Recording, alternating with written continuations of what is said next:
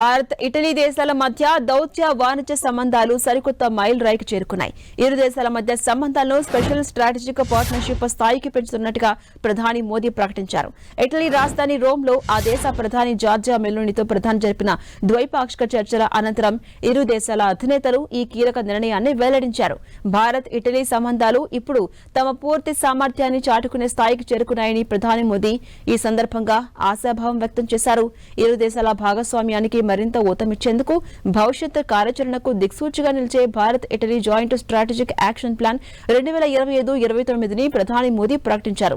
ఒక నిర్దేశించిన కాలపరిమితిలో ఈ ప్రణాళికను అమలు చేస్తూ ఇరు దేశాలు ముందుకు సాగుతాయని ఆయన స్పష్టం చేశారు. ప్రస్తుతం ఇరు దేశాల మధ్య వాణిజ్యం వేగంగా పుంజుకుంటోంది. ఇప్పటికే భారతదేశంలో 400కు పైగా ఇటాలియన్ కంపెనీలు పెట్టుబడులు పెట్టి మన దేశ వృద్ధిలో భాగస్వాములవుతున్నాయని ప్రధాని మోదీ ఈ సందర్భంగా వెల్లడించారు. భారత్ ఇటలీల మధ్య స్పెషల్ స్ట్రాటజిక్ పార్ట్నర్షిప్ ప్రకటనను ఇటలీ ప్రధాని జార్జియా మెలోనీ కూడా స్వాగతించారు. ఇరు దేశాల చరిత్రలోనే ఇదొక అత్యున్నత స్థాయి దౌత్య సంబంధమని ఆమె అభివర్ణించారు. గత 3 ఏళ్ల కాలంలో ప్రధాని మోదీతో తాము జరిపిన 7 సమావేశాలు ఇరు దేశాల మధ్య పరస్పర గౌరవం, నమ్మకంతో కూడుకున్న బలమైన స్నేహబంధాన్ని ఏర్పర్చాయని ఆమె చెప్పుకొచ్చారు. ఇక ప్రధాని మోదీ నాయకత్వాన్ని, ఆయనకున్న ప్రజాదరణను కూడా మెలోనీ ఈ సందర్భంగా ప్రత్యేకంగా ప్రశంసించారు. ప్రస్తుతం భారత్ ఇటలీ మధ్య ద్వైపాక్షిక వాణిజ్యం 14 బిలియన్ యూరోలుగా ఉంది.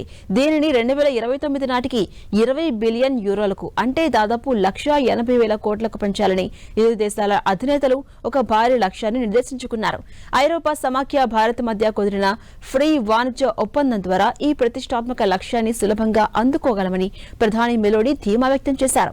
ఇక టెక్నాలజీ, పరిశోధనల రంగంలో సరికొత్త ఆవిష్కరణల కోసం ఇరు దేశాల ప్రతిభను ఏకం చేస్తూ ఇన్నోవేట్ ఇండియా ఇనిషియేటివ్ ను ప్రోత్సహించుకున్నట్టుగా ఇటలీ ప్రధాని ప్రకటించారు.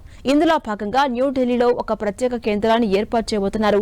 ఈ కేంద్రం ఇరు దేశాల స్టార్టప్లు, పరిశ్రమలు, విశ్వవిద్యాలయాలు, పరిశోధనా సంస్థల మధ్య వారధిగా పనిచేస్తూ సాంకేతిక విప్లవానికి బాటలు వేయబోతుంది.